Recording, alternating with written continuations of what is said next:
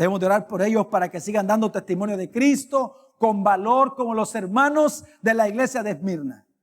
Ahora encontramos aquí la primera promesa para aquellos que se mantienen fieles en la persecución. Y el Señor dice, y yo les daré la corona de la vida. ¿Qué es la corona de la vida? Es simplemente entrar en la vida eterna, es venir al Señor, es la salvación. Porque cuando alguien muere en Cristo, hermano, eso es ganancia para el que muere en Cristo. Amén. Por eso el apóstol Pablo dijo, para mí el vivir es Cristo y el morir es ganancia. Tragedia es cuando alguien muere sin Cristo, pero cuando alguien muere con Cristo, eso es, hermano, eso es ganancia. Amén. Tenemos que aprender a ver la muerte de esa manera. Pobrecito se le muere. No, pobrecito el que muere sin Cristo. Bienaventurado, dice Santiago, bienaventurado el varón que soporta la tentación, porque cuando haya resistido la prueba, recibirá la corona de vida que Dios ha prometido a los que le aman. ¿Cuántos aman al Señor? Hay una corona de vida para nosotros. Hermano, ser cristiano en Esmirna era una cosa bien complicada. Ser cristiano aquí es fácil, ¿verdad que sí? Sí. ¿Quién nos persigue? Nadie. Nosotros lloramos a veces porque no hay cable. Se fue el internet. Por tontería. Que no hay para el almuerzo, pero habrá para la cena. ¿Cuántos han pasado situaciones difíciles en su vida? Y hemos visto la mano de Dios, ¿sí o no? Hemos visto la mano de Dios. Hemos visto la provisión de Dios de una forma gloriosa. Gracias a Dios porque no hemos sido perseguidos. Ahora, en el verso 11, el Señor termina esta carta diciendo, la despide, el que tiene oído oiga lo que el Espíritu dice a la iglesia. Qué importante dice, el que venciere no sufrirá daño de la segunda muerte. ¿Oyó qué tremenda promesa, hermanos? Qué tremenda promesa tenemos aquí para los vencedores. ¿Qué es lo que más atemoriza al hombre? Lo que más atemoriza al hombre es la primera muerte. Pero es la segunda la que lo debería de atemorizar. Pero es que ellos no saben que los que nacen dos veces mueren una sola vez. Y los que nacen una vez mueren dos veces. Por eso el Señor le dijo a Nicodemo, es necesario que nazcas de nuevo. Porque el que no nace del agua y del Espíritu no puede entrar al reino de los cielos. Por eso el Señor dice en Mateo capítulo 10, versículo 28. No temáis a los que matan el cuerpo. Recuerden que la muerte es separación y la primera muerte es simplemente la separación de nuestra parte material, de nuestra parte inmaterial. El cuerpo se separa del alma y del espíritu. Esa es la primera muerte. Pero todavía falta la resurrección. Dice el Señor, y no temáis a los que matan el cuerpo, mas el alma no pueden matar. ¿Qué dijo el Señor después? Temed más bien a aquel que puede destruir el alma y el cuerpo en el infierno. Eso sí es terrible. Apocalipsis capítulo 20, del versículo 11 hasta el versículo 15. Oiga lo que dice la Biblia.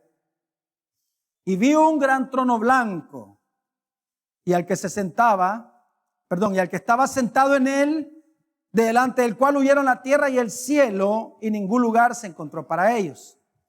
Verso 12. Y vi a los muertos grandes y pequeños de pie ante Dios, y los libros fueron abiertos. Y el otro libro fue abierto, el cual es el libro de la vida. Y fueron juzgados los muertos por las cosas que estaban escritas en los libros, según sus obras. Oiga, es que el Señor conoce mis obras, conoce las obras de sus hijos y también las obras de los impíos. Ahí están los libros, ahí está anotado, no hay nada. No hay nada que no esté anotado. La gente cree que puede hacer lo que le da la gana y que Dios ni se entera. Lo que dice ahí, lo leo una vez más. Y a los muertos grandes y pequeños, se refiere a las personas de renombre y los que nadie conoció. De pie ante Dios, y los libros fueron abiertos, y otro libro fue abierto, el cual es el libro de la vida. Y fueron juzgados los muertos por las cosas que estaban escritos en los libros según sus obras. Aquí habla acerca de cuando los muertos son resucitados y ellos vienen delante del juicio del trono blanco a enfrentarse con el juez. Ya Cristo aquí ya no es abogado. Él vino, recuerde, como el cordero. Ahora viene como el león de la tribu de Judá. Ahora viene a juzgar. Y dice, por las cosas que estaban escritas en los libros según sus obras. Verso 13, y el mar entregó los muertos que vienen en él, y la muerte y el Hades entregaron los muertos que vienen en ellos, y fueron juzgados cada uno según sus obras. Verso 14, y la muerte y el Hades fueron lanzados al lago de fuego. Esta es la muerte segunda. Verso 15, y el que no se halló inscrito en el libro de la vida fue lanzado al lago de fuego. ¿Qué es el lago de fuego? El lago de fuego es la muerte segunda.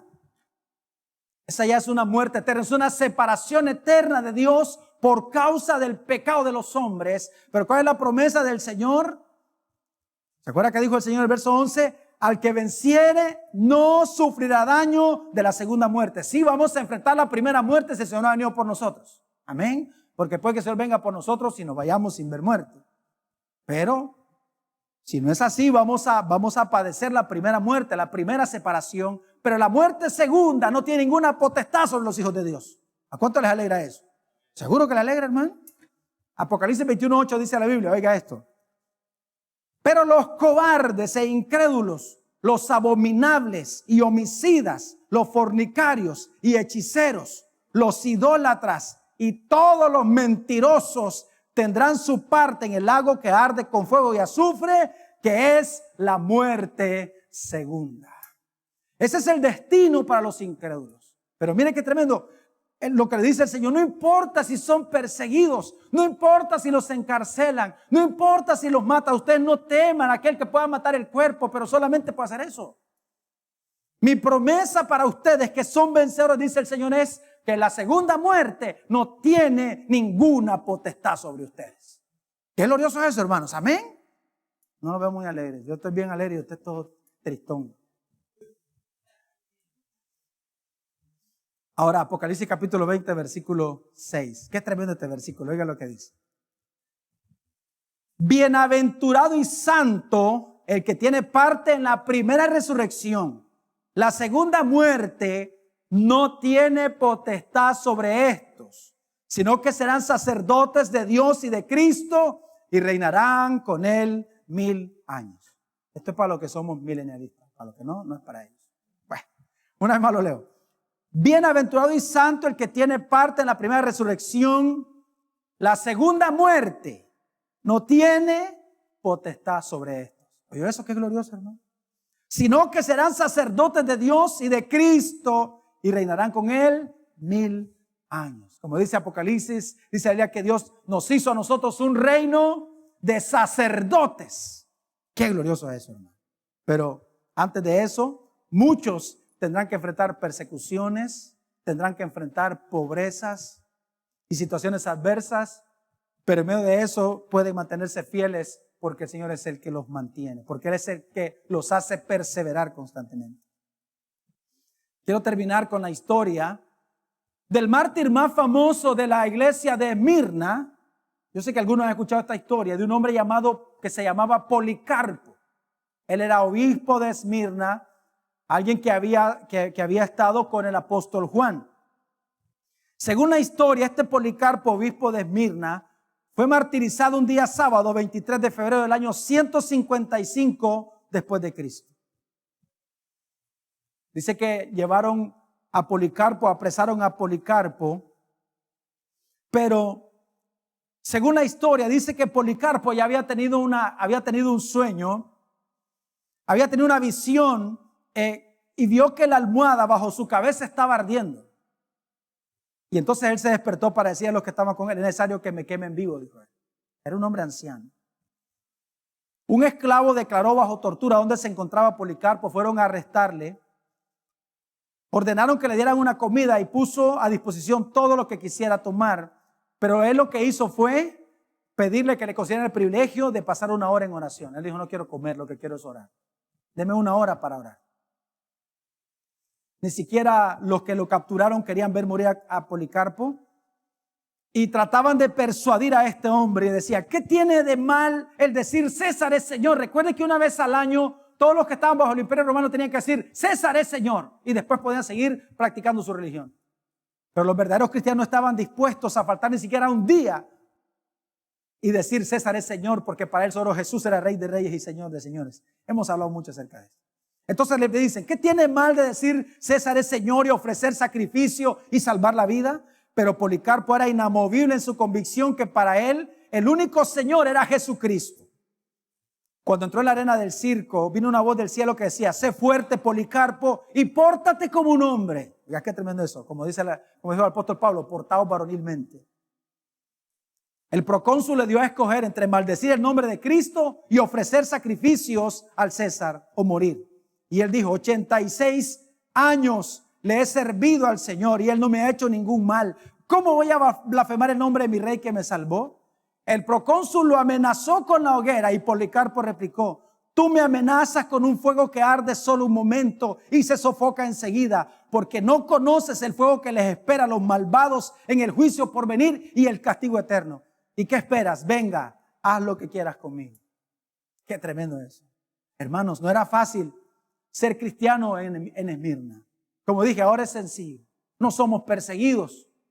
Cuando pasamos situaciones difíciles, tenemos quien nos ayude, quien nos eche la mano. El Señor mismo nos provee. La gran mayoría de los que estamos aquí tenemos abundancia. Amén, hermano, la gran mayoría.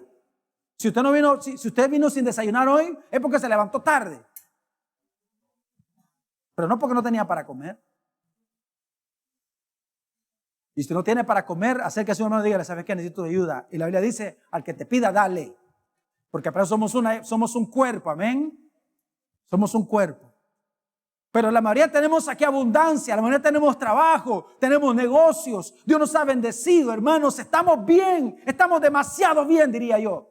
Estamos demasiado bien. Estamos demasiado cómodos. Estamos demasiado cómodos. Porque estas cosas de persecución, de pobreza, no son parte de nuestra vida. No era fácil ser cristiano en Esmirna, como no lo es en muchos países en este momento, donde nuestros hermanos están siendo perseguidos, encarcelados y muertos. Pero lo que mantiene firme a estos hermanos es lo que mantuvo firme a Policarpo. Saber que la segunda muerte no tiene ninguna potestad sobre él, no tenía ninguna potestad sobre él. Y no solamente para él es esta promesa, sino para todos aquellos que son fieles al Señor. Sé fiel y yo te daré la corona de la vida. Fíjese, sé fiel en la pobreza, en la tribulación. Es lo mismo que el Señor dice para nosotros, sean fieles. Y mire cuánto Dios nos ha dado y aún así somos infieles. Por eso cada vez que vamos a las Escrituras, hermanos, yo sé que la gran mayoría somos tan confrontados por la forma de vida de los primeros cristianos. Y nos vemos a nosotros y nos vemos la forma en la que nosotros vivimos, relajados, cómodos, llorando por cosas que no tienen ningún sentido, apesarados por cosas que no tienen ningún sentido, porque tenemos muchas veces nuestra mirada puesta en las cosas de la tierra. Tenemos que cambiar nuestra manera de pensar, hermanos. Amén. Hay que cambiar nuestra manera de pensar. Porque cuando cambiamos nuestra manera de pensar, entonces vamos a cambiar nuestra manera de vivir. Recuerde que el cristianismo siempre va a estar asociado a la aflicción, a la tribulación, a la pobreza y a la persecución. Si usted no está siendo afligido con pobreza, ore por los que sí están siendo afligidos con pobreza. Para que el Señor los mantenga firmes en medio de su pobreza. No estamos siendo perseguidos, oremos por nuestros hermanos que están siendo perseguidos. No hemos sido encarcelados por causa del Evangelio, oremos por los que están siendo encarcelados por causa del Evangelio. Hermanos, tenemos una labor tremenda que hacer en nuestra vida. No nos olvidemos, Esmirna, la iglesia perseguida, pero que se mantuvo fiel, porque creyó en las promesas del Señor. Sé fiel y yo te daré la corona de vida. Al que venciere, que dijo el Señor, la segunda muerte no tiene ninguna potestad sobre ellos. Vamos a orar esta mañana, Padre.